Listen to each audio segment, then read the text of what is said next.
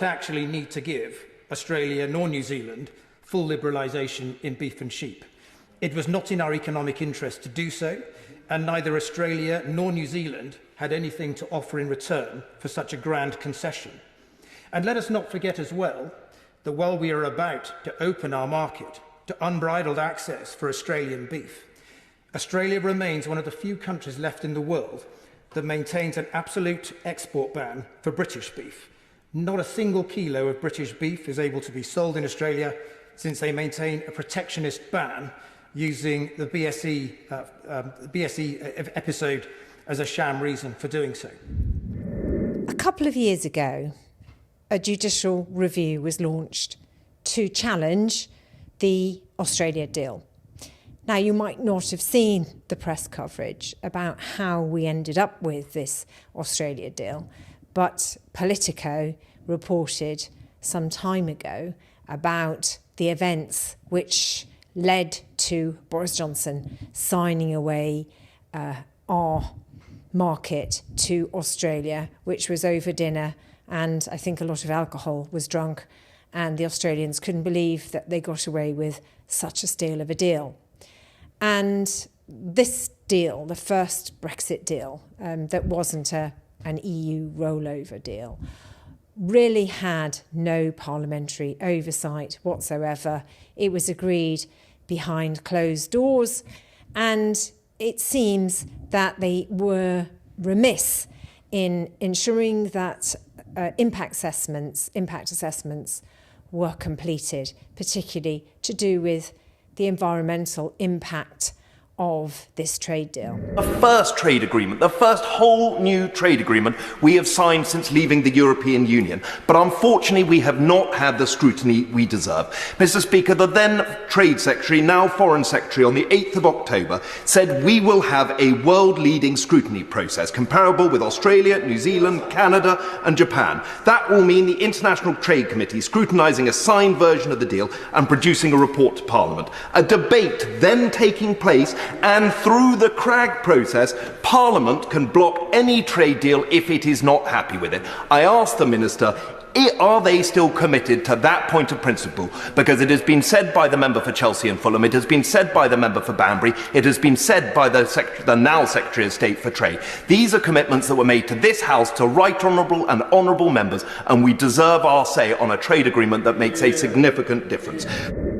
And a group called Feedback, a non-government association who are invested in ensuring the climate crisis is addressed and proper measures are taken, particularly to do with things like trade and farming, food production, that things are sustainable, have been challenging this judicial review.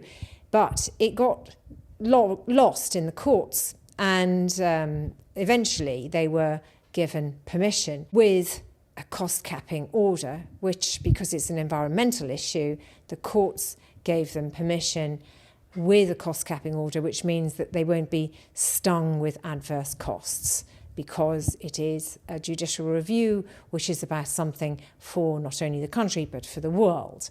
And that group have been given permission, and when the Labour government came into power, Steve Reid, who is the DEFRA Secretary of State, was in Parliament and gave quite a speech and announced that this was now the end of Tory trade deals, ransacking and destroying our British farming. The Prime Minister has been clear. This government's priority is to grow our economy. We will boost rural economies with our new deal for farmers, seek a veterinary deal with the EU to get food exports moving again after they locked them out, and we will stop farmers ever again being undercut by dodgy Tory trade deals that sell out Britain's environment and welfare standards as they sell out Britain's exporters and food producers. And there's been some sort of massive change, because now Steve Reid is challenging the cost-capping order on this judicial review and defending the Conservative awful Australia trade deal in judicial, hoping that it will collapse because the group are concerned they won't be able to afford an adverse costs order if they don't have the cost capping. But it's interesting in that they have permission. The law, it looks as though the law is on their side. They do have some good arguments in international law in particular.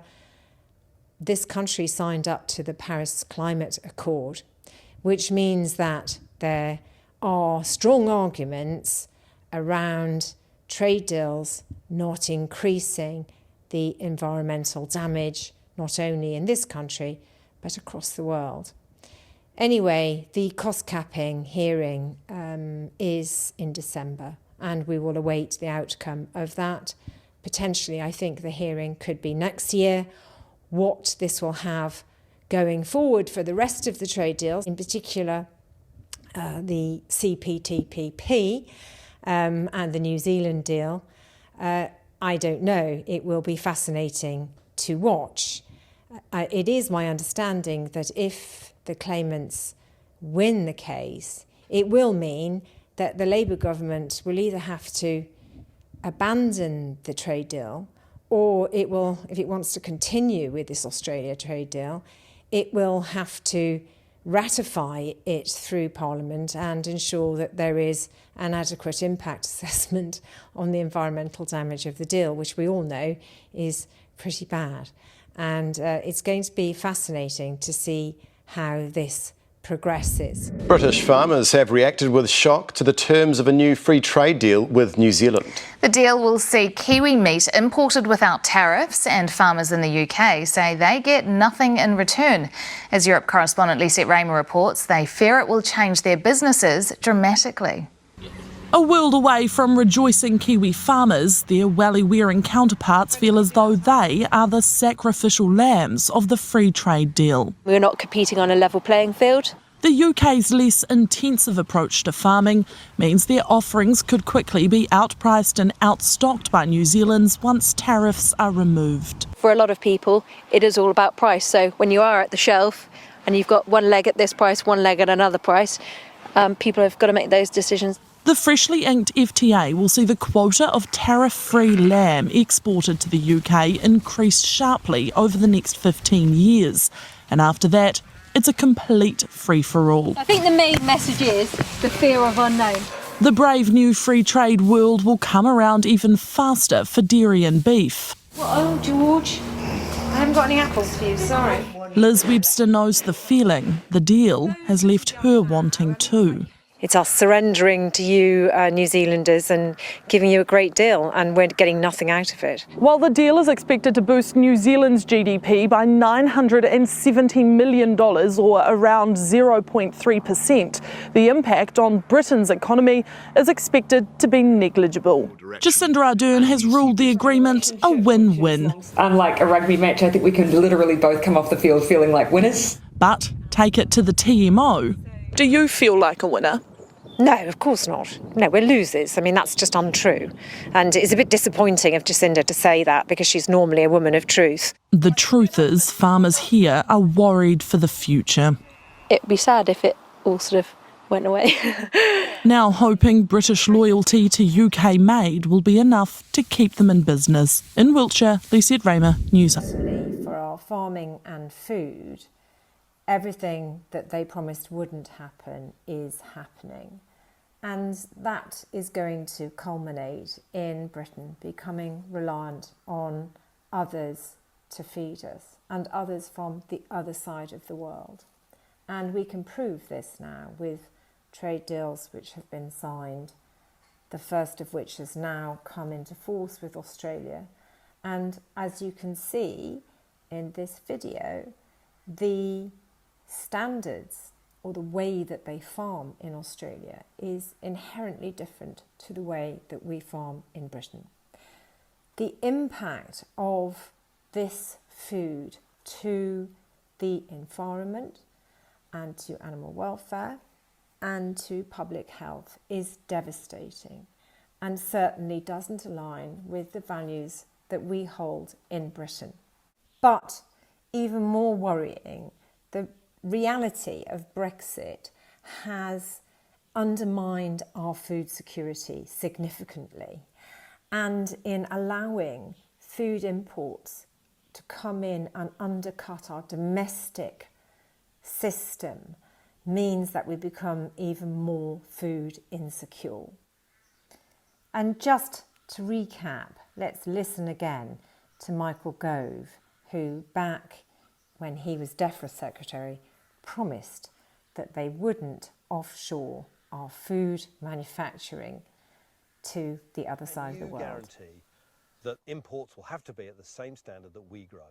Yes, absolutely. There's no point in having high environmental and high animal welfare standards if you then allow them to be undercut from outside.